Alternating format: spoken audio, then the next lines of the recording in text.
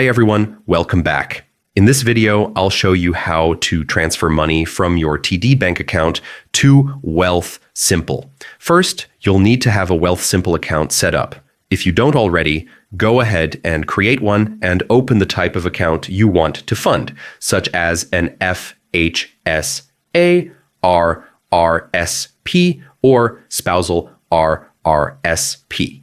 Now, to start the transfer, head over to the Wealthsimple Help Center. From the homepage, select Move Money, then choose the Transfers category.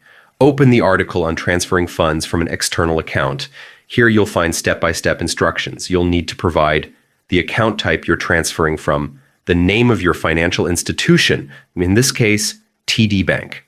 Once you have these details, simply reach out to Wealthsimple support.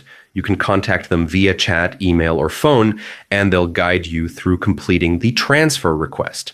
After that, your funds from TD Bank will be moved securely into your Wealthsimple account.